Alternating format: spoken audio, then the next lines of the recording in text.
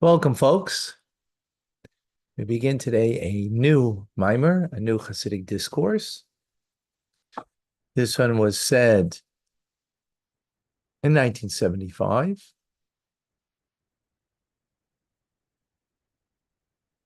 On the eve of Rosh Chodesh Menachem Av, the new month of Menachem Av. It begins with words from Isaiah, Yeshayahu, Tzion b'mishpat tipade tishaveha b'tzedakah. Tzion, Zion, with mishpat, with judgment, it will be redeemed, and its captives, they will be redeemed through charity. So this verse is at the beginning of the book of Isaiah, which the book of Isaiah, Yeshayahu, as his name is, Yeshua, meaning salvation. He's about salvation.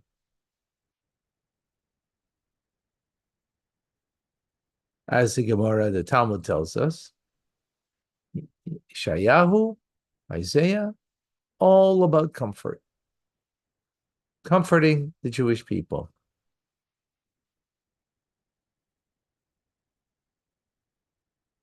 Because in times of the destruction of the first Holy Temple, in the year 586, I don't remember exactly, before the Common Era, all about comforting the Jewish people. That, including even the matters that are brought in Yeshayahu, that seemingly are not salvation. The truth is their salvation and their comfort, as explained in Kabbalah, that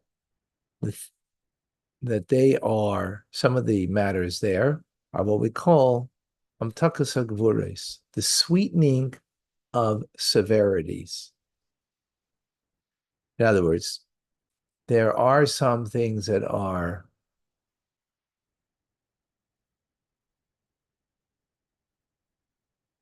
one second. Because salvation, redemption, the future redemption will be through sweetening of severities. Right? Meaning that there's something severe, but it's sweetened. So therefore, that's called something redeeming. That's something that is a nechama, a comfort. And that's why in the time to come, Mashiach, now we say Magen Avraham in our first prayer of the Amidah, that Abraham is our shield. But in the time to come, we will make reference to Yitzchak. Yitzchak will be the main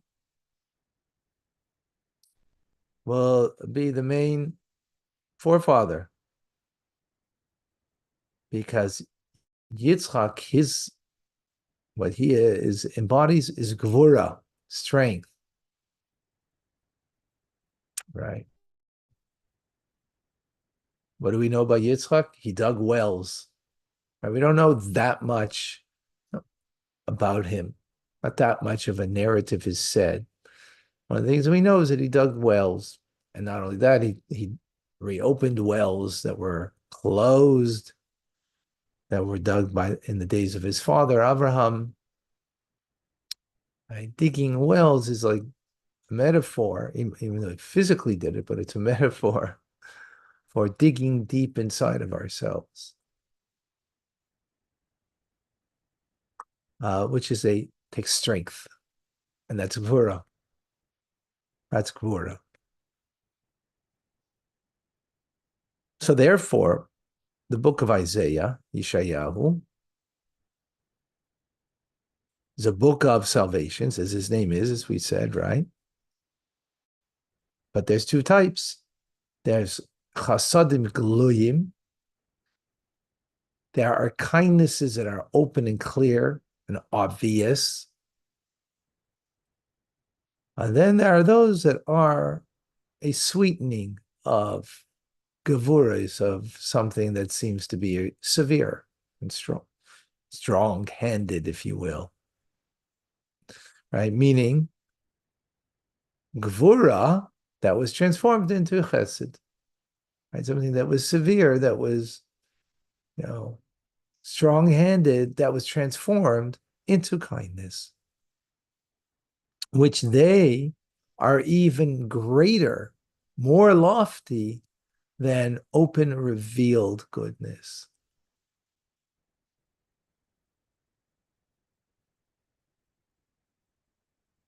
Right? So in the book of Isaiah, so it is. And like it is in the beginning of the book, that there are these two types. Right. And in the very beginning it shows it. And as it concludes with the verse that we are beginning with, Tzion b'mishpat tipade, Zion is redeemed with judgment, and Shaveha, the captives, are redeemed through tzedakah, charity, as we will learn. Okay? Now, this discourse, like all discourses, are always based on previous ones, right?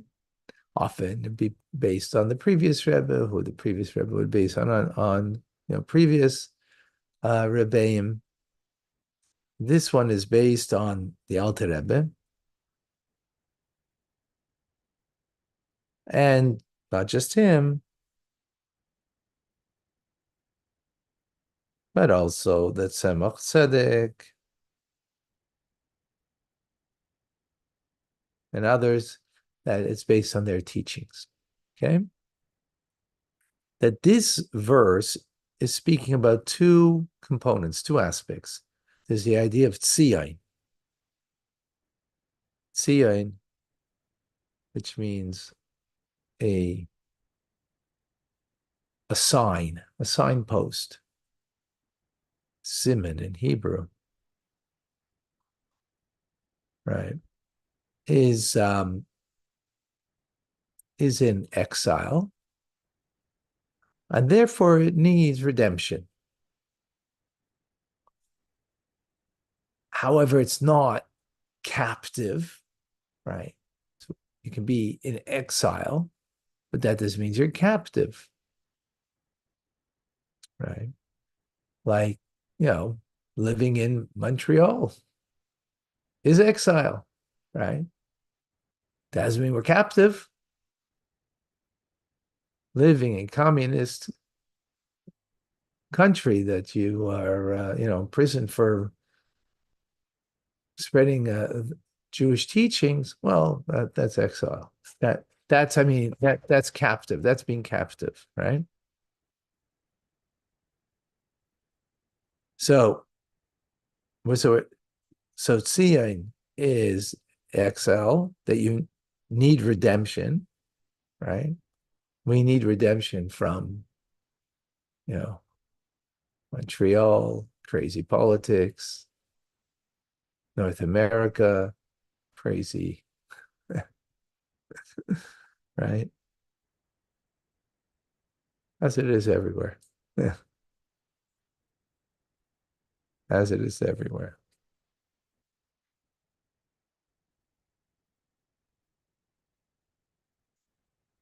So, therefore, it's sufficient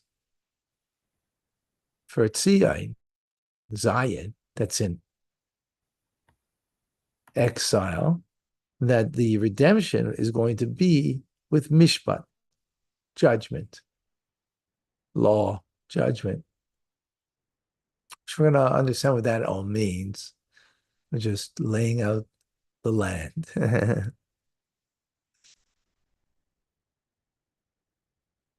On the other hand, the shvuyim, shaveha, which means its captives, means Zion's captives, right? That they're being held hostage. How are you going to free them? Right. Right. This is a metaphor that we are to understand, of course, of the Jewish people, but you can see how that's fitting our times, right? How are you going to redeem? Through tzedakah, charity. Okay. Now, as everything in Hasidic teachings, we take it personal. In other words, it sounds like a very nice statement for some, what's going on in the world, right? But that's not personal in the sense that it's not about me, right? How is this a statement about me? So, says the Rebbe, these two aspects that we're talking about, Zion and captivity, they're in us. We embody it. So what does that mean? It means the neshama, the soul of the individual, which is the mainstay of the individual, as we learn in chapter 32 in Tanya, right? If the mainstay of your being is your body, well, my body only knows my hunger. My body only knows what I need. It doesn't feel your hunger. Your body can't feel someone else's hunger. It can only feel its own hunger, right?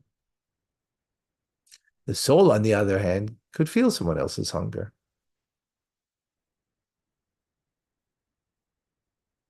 Right? How does it know about hunger? Because the body experiences hunger. So when you, as we learned in chapter 32 of Tanya, if you recall, that if you make the body the main thing in your life, your bodily needs, then I'm separate from you and you're separate from me and I'm separate from everyone. And the most I can have from you is what you could serve my needs. So we don't really come together as one. But if the soul is the main thing in my life, from the vantage point of the soul, we're all one. So then there's Avos Yisrael, there's oneness. So right. So that's the main thing of Adam, right? And the word Adam, is Adama le'elyon, similar to above. Now, when we speak about the neshama, so we have the neshama, the way it is beyond being clothed in a body, right? Just as a person, when they pass on, the soul lives on. So even while we're alive, there's an aspect of the soul that is not found in my body, right? That's beyond me in its root source, the essence of the soul, which is, the inner dimension of our heart, as opposed to the outer dimension of the heart that is, got covered over with a lot of dirt.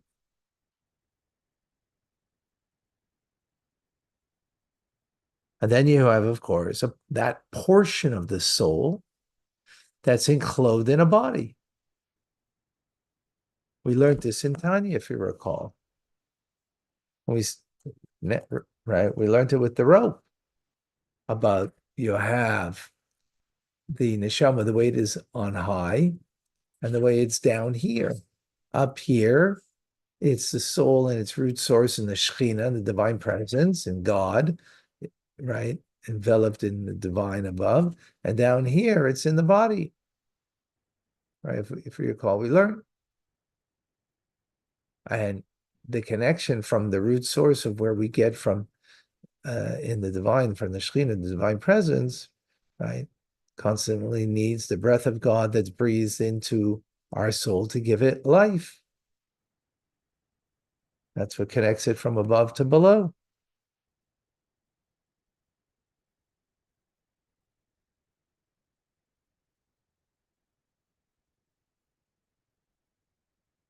Right? And in that portion of the soul that's in the body, right? It's not the essence of the soul. It's now the soul in the way it has revealed powers,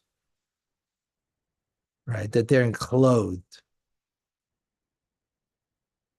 which is called like the foot of the soul, meaning just like the bottom of the rope, right? And those powers of the soul, of course, are the 10 powers of the soul, 3 intellectual and 7 emotional, right? That make up the makeup of the soul. So in this is the reference of when we say Tzion b'mishpat tipade, Yeshaver b'tzedakah, that Zion with judgment it will be redeemed, and its captives through charity, tzedakah. Tzion refers to Zion. What's Zion? In me. We're all Zionists. In me, you are a Zion. Tzion means, right, it refers to what does it mean to be a Zionist? It means, it refers to the essence of the soul, the innermost aspect of our heart, right? This part in me can never be in captivity, right?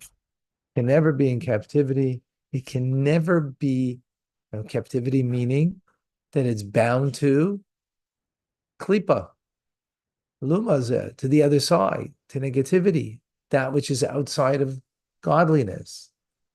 But it can have exile, right?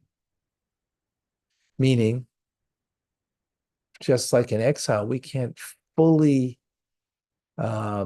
express ourselves. We can't fully develop Jewish, you know, Jewishness because, well,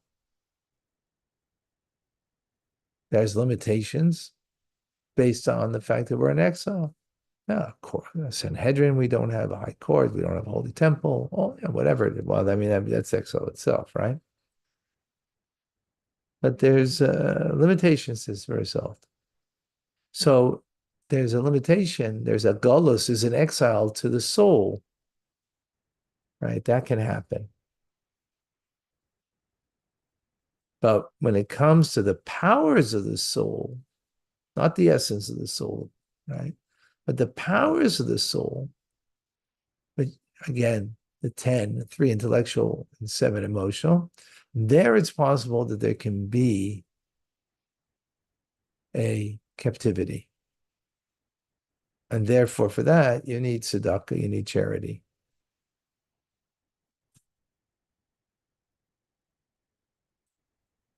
Okay, what does that mean? That's just the background. What that means, we'll continue further classes. Okay, we'll see you soon. Thank you, folks.